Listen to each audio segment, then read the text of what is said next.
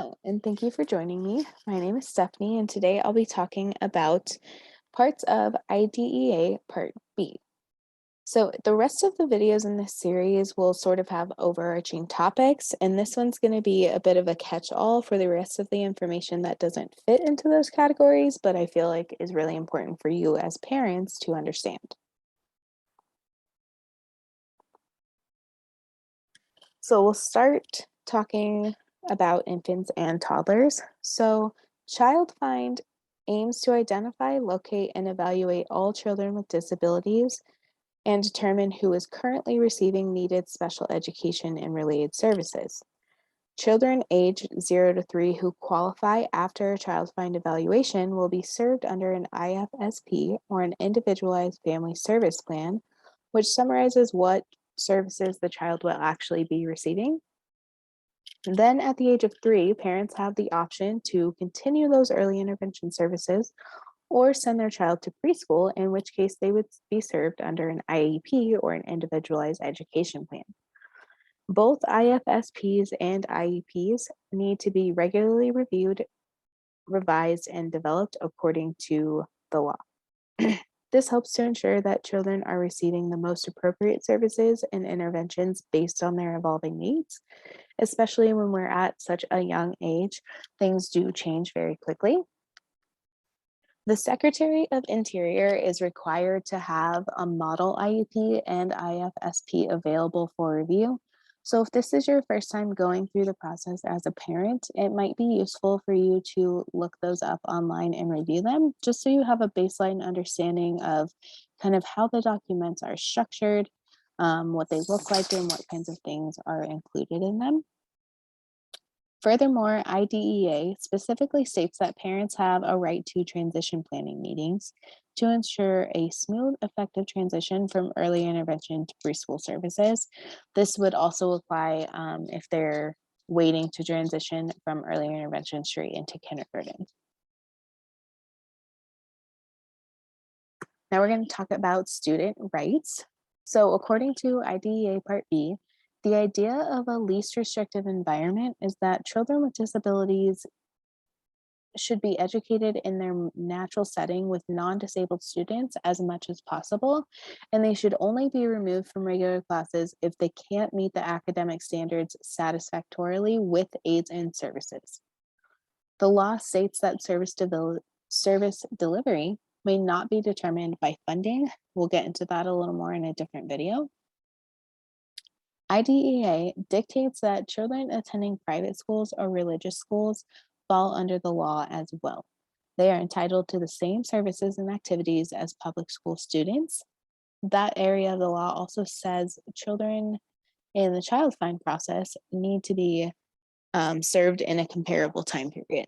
So there are restrictions set by the law with how quickly these things need to be completed once they're initiated. Age of majority is sort of another random area of the law that I want to cover. Under IDEA Part B, when a child reaches age of majority, the agency, so whether this is the school or whoever's serving the child, needs to provide notice to the individuals and parents, informing them that all of the rights accorded to parents under this law will transfer to the child themselves. The agency also must notify the individual and parents once the transfer has actually occurred. It does apply to children who are incarcerated. If the child should reach the age of majority and is deemed incompetent, though can't give informed consent, if they are deemed competent, but they can't give informed consent, the state then has procedures in place that are going to appoint either the parent or another individual to make educational decisions for the child until they age out of eligibility. In any case, parents can choose to receive these notices by email if it's easier. You'll notice a lot in this law. There's quite a few things related to using technology to help kind of make these processes and communications more efficient. Now we'll get into some procedural requirements. According to IDEA, training and licensing requirements for personnel that are involved in service delivery is generally regulated by the states themselves.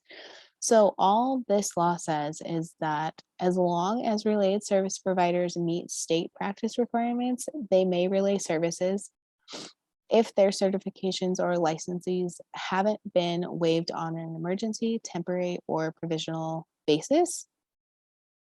So, for example, if an OT is licensed and registered in with the state as required, then they can practice in the schools with no additional requirements. Similarly, paraprofessionals and assistants can help with the provision of special education and related services as long as they're properly trained and supervised per the state guidelines. Requirements are a little bit more defined for special education teachers. Under this law, they have to have a certification or license under the state to provide special education, in addition to holding at least a bachelor's degree. As for related service providers, their certification or license must not have been waived on an emergency, temporary, or provisional basis. So basically, they're saying in the section of the law that everybody needs to be up to date with their appropriate credentialing. Now we'll talk about performance goals and indicators. So again, states are largely in charge of this. They are in charge of establishing performance goals for children with disabilities. By law, they're obligated to be consistent with goals and standards set for all children as much as possible. States are responsible for establishing performance indicators to measure progress throughout the year and for reporting that goal progress annually. When thinking about performance goals and indicators, states need to consider and address graduation and dropout rates, as we know that these are very real things, both for typically developing children and non-typically developing children. Moving into participation in assessments. So IDEA mandates that children with disabilities participate in state and district-wide assessment programs with appropriate accommodations when appropriate. Otherwise, the state or local educational agency needs to provide guidelines for participation in alternate assessments. In either case, the child's IEP needs to specify what those accommodations look like or what assessments they'll be taking instead. Alternative assessments still have to be aligned with challenging state academic content standards. Some states choose to develop alternate academic achievement standards, in which case children with disabilities should be measured against those standards. When developing and administering assessments, state and local educational agencies need to be mindful of using universal design principles as appropriate. And I want to note here too that in a separate area of the law, it states that the alternate assessments still have to be valid and reliable. So they can't just kind of make up whatever they want.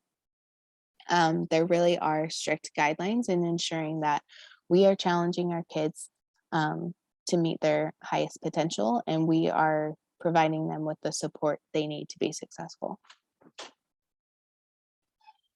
Getting into some amendments listed in the law, it states that prior to the adoption of any policies and procedures needed to comply with this section, including amendments to such policies and procedures, the state ensures that there are public hearings, adequate notice of the hearings, and an opportunity for comment available to the general public, which includes individuals with disabilities and parents of children with disabilities.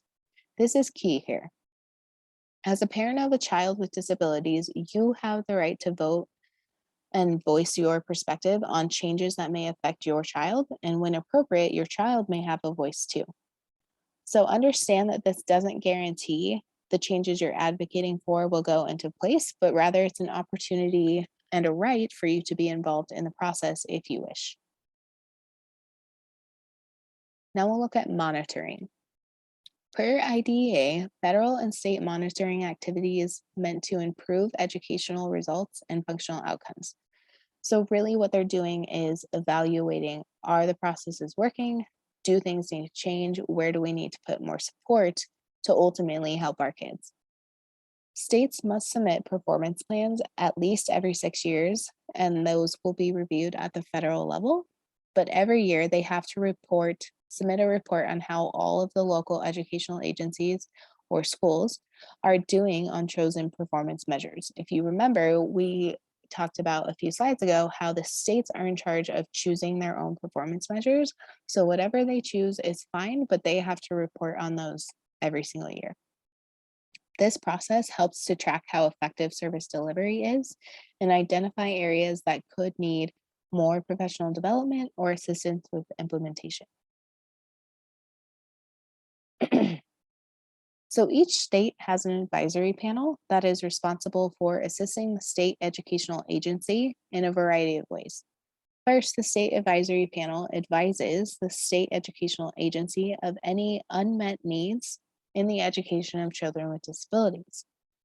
They also help to assist with developing evaluations and reporting data.